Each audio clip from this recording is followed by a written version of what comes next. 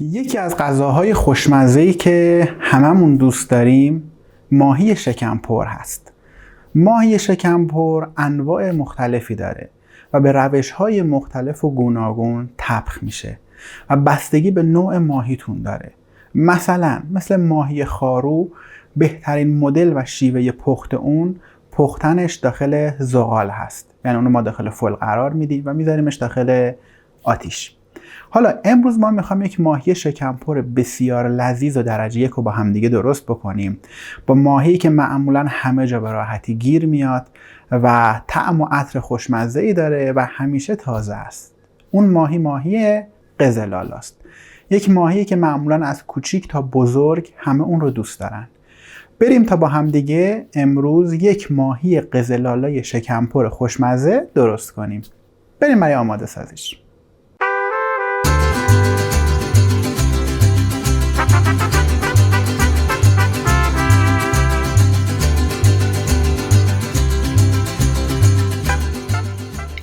مواد اولیه‌ای که ما برای ماهی شکمپرمون احتیاج داریم، در اینجا من از یک ماهی بزرگ استفاده کردم که قزلالا هست به خاطر تازه بودن اون، که هر چقدر سایزش بزرگتر باشه ماهی قطعاً طعم خیلی بهتری رو میتونه بهمون بده، چون مواد بیشتری رو میتونیم داخل شکمش بذاریم.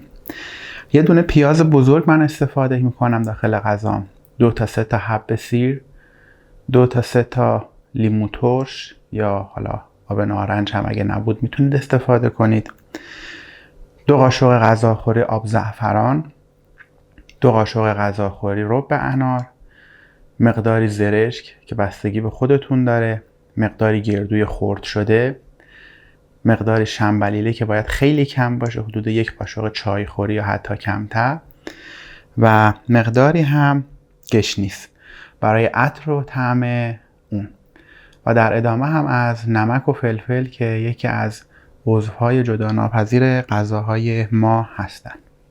در ابتدا ما از 2 عدد لیمو ترش استفاده میکنیم و روی اون ماهیمون میریزیم همینجوری که میبینید، و اینجوری باعث میشه که یک طعم بهتر و طعم لذیذتری به خودش بگیره و از اونجایی که خاصیت اسیدی داره باعث میشه که مقداری بافت بیرونی اون و گوشتش نرمتر بشه. دقت کنید که ما خیلی زیاد نباید بذاریم این آب حالا لیمو ترش ما روی ماهی بمونه، چون باعث میشه گوشتش انقدر نرم بشه که دیگه نتونیم شکمش رو به راحتی بدوزیم.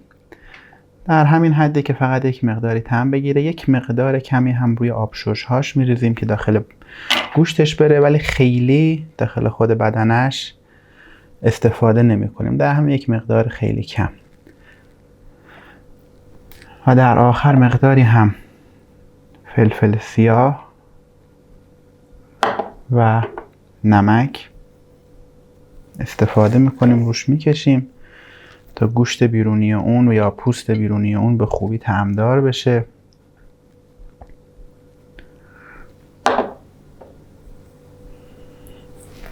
به همین صورتی که میبینید. حالا من اینو به مدت 1 ساعت میذارمش داخل یخچال و روی اون یک سلفون میکشم تا به خوبی طعمدار بشه و تو همین مدت ما بقیه موادم رو آماده میکنم.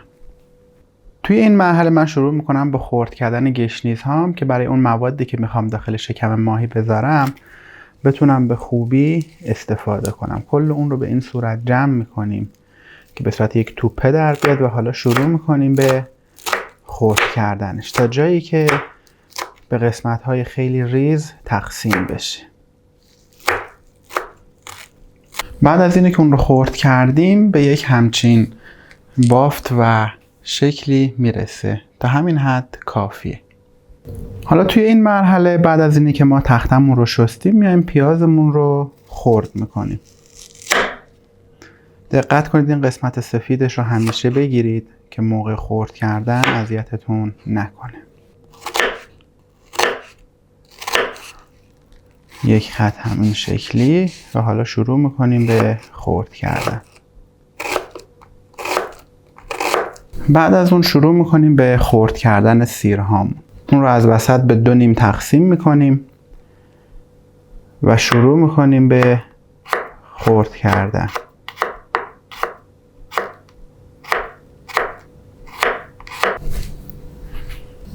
ما در ابتدا یک مقداری روغن رو به درون مایتابمون میریزیم و میذاریم به خوبی گرم بشه. بعد از اینی که یک مقداری مایتابه ما گرم شد و روغن ما داغ شد، بهش پیازمون رو اضافه میکنیم و شعله زیر اون رو کم میکنیم که پیازهامون نسوزه، چون ما میخوایم پیازهامون یک مقداری فقط سبک بشه، نه میخوایم خیلی خام باشه و نه میخوایم خیلی سرخ بشه. یک مقداری که پیازهامون سرخ شد و شروع کرد به سبک شدن و رنگ برگردوندن، یک مقدار کمی بهش نمک و یک مقداری هم بهش فلفل سیاه اضافه میکنیم. در حد شاید نوک قاشق غذاخوری کافیه. این دیگه حالا بستگی به ذائقه خودتون داره، دوست دارید خوشنمک‌تر باشه، دوست دارید کمی تندتر باشه، ولی ما بیشتر فلفل سیاه رو برای عطر و طعم اون استفاده میکنیم. در همین حد کافیه. حالا ما بهش سیرمون رو اضافه میکنیم. سیر رو هم در حد 1-2 دقیقه، فقط در حدی که عطر اون آزاد بشه میذاریم تفت بخوره، چون اگر بیشتر از این تفت بخوره باعث سوختنش میشه و یک طعم تلخی رو به غذای ما میده. خب تقریبا همین مقدار کافیه و من الان بهش گشنیز رو اضافه میکنم.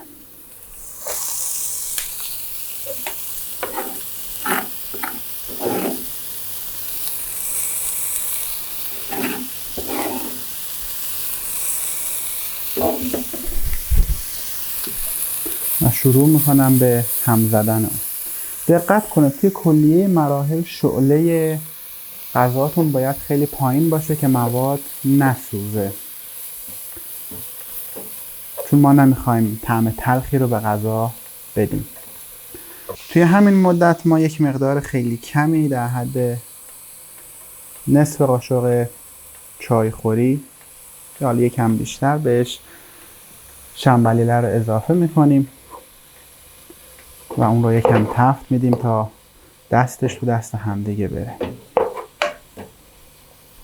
دقت کنید ما این مواد رو باید تا جایی تفت بدیم و بپزیم که موادمون تقریبا خشک بشه و آبی رو نداشته باشه، چون اگر مواد ما خیس باشه و آب داشته باشه، وقتی که داخل شکم ماهی میریزیم و شکمش رو میبندیم، حالا یا با خلال دندون یا با سوزن نخ باعث میشه که از شکمش مواد بریزه بیرون، ولی وقتی که خشک باشه موادمون این اتفاق براش نمیفته.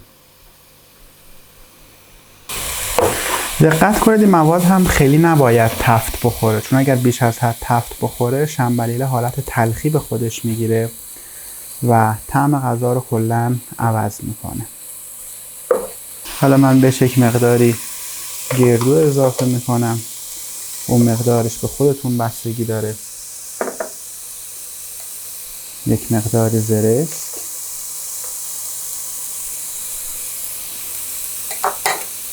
تقریبا قد 2 تا قاشق رب انار، حالا من اون رو چشمی میریزم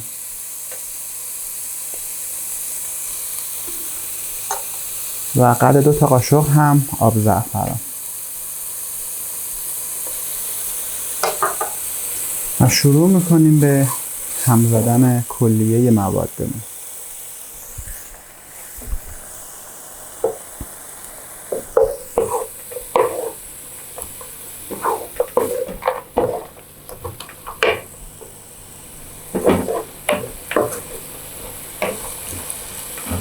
یک همچین مواد این رنگی رو باید بهتون بده.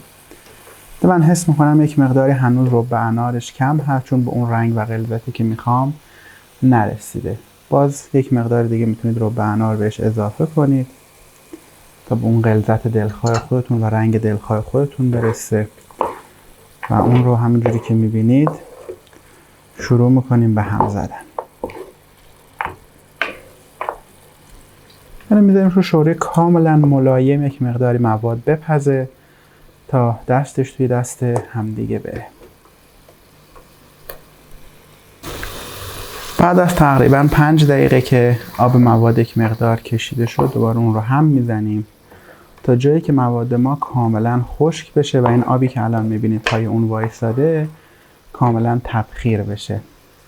خب توی همین مرحله که برسه کافیه دیگه، خیلی نمیخوایم موادمون خشک بشه و به همچین مرحله‌ای که رسید که تقریبا آبش خشک شده بود و یک مقدار حالا خیلی جزئی آب داشت، زیر اون رو خاموش میکنیم و میذاریم به مدت 1 ساعت مواد از حرارت بیفته تا بریم برای مرحله بعد که اونا رو به داخل شکم ماهی اضافه کنیم. خب دوستان، میرسیم به قسمت نهایی کار، یعنی گذاشتن مواد داخل شکم ماهی. یک نکته رو دقت کنید، برای غذاهایی رو که ما میخوایم داخل فویل قرار بدیم حتما باید فویلمون چرب باشه تا اون حالا گوشت، ماهی، مرغ یا حالا هر چیزی رو که میذاریم بهش نچسبه. برای همین من یک مقدار روغن رو روی فویل میریزم و با یک بروس اون رو به اطراف و جایی که قراره حالا زیر ماهی من باشه هدایت میکنم تا به خوبی چرب بشه، چون اگر چرب نباشه کل پوست و گوشتش به این قسمت میچسبه و باعث میشه که طعم خوبی رو به ماهی من نده. حتی این قسمت های اطرافش رو هم چرب میکنم که در عینی که داره میپزه یک مقدار خیلی کمی هم سرخ بشه، یک مقداری هم روی خود ماهی میکشم در همین مقدار.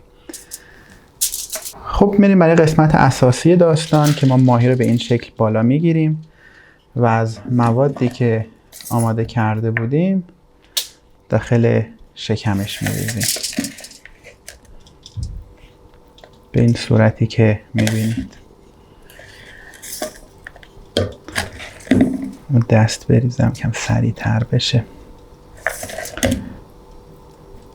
سعی کنید کلا همه جای ماهیتون از این مواد پر بشه، حتی این قسمت سرش زیر گردنش که معمولا خالی هست، که کلا یک ماهی شکمپر بسیار خوبی رو بتونید میل کنید. حتی این آخری ها رو هم فشار بدید که کاملا داخل بدنش فشرده بشه به این صورت، در حدی باشه که بتونید شکمش رو بدوزید، نه اونقدر کم که شکمش کلا خالی باشه. اینجوری میبینید، همینجوری که میبینید یک مقداری، حالا این مقدار رو من قرار میدم، در همین مقدار کافیه. یک سوزن نخ رو که از قبل استریل کردید، حالا یا با الکل یا با حرارت، برمیداریم و شروع میکنیم به دوختن شکم ماهیمون. من از این قسمت بالا سعی میکنم شروع کنم. یک مقداری سخته چون که بافتش بافت خیلی ضخیمی رو داره و به این راحتی ها دوخته نمیشه. به همین صورت این قسمت اولش رو که آوردیم بالا، قبلی که برسه به گرهی که ته اون زدیم از توی اون حلقه رد میکنیم به این صورت که اینجا خودش یک گره اتفاق بیفته. همین رو ما ادامه میدیم. دقت کنید توی قسمت پوستش که فرو کنید به راحتی رد میشه. همین رو ما تا جایی ادامه میدیم که کل ماهی ما شکمش دوخته بشه. بعد که این شکم رو دوختیم میایم سر رو اینجوری فشرده میکنیم. یک کار بسیار ظریف هست که اگر که با دقت و حوصله انجام نشه باعث میشه که ماهیتون توی فر از همدیگه باز بشه.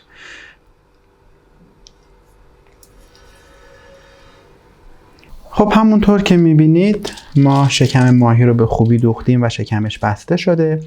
توی این قسمت از سرش رو میتونید با یک خلال دندون فیکس کنید یا اگر هم که نخواستید فیکس کنید و ببندید، توی رول کردنش داخل کاغذ فویل یا حالا آلومینیوم میتونید محکم این کار رو انجام بدید که این باز نشه. حالا من این رو به این صورت میخوابونم، فویلم رو از این سمت میارم بالا و حالا اون رو محکم میکشم داخل فویل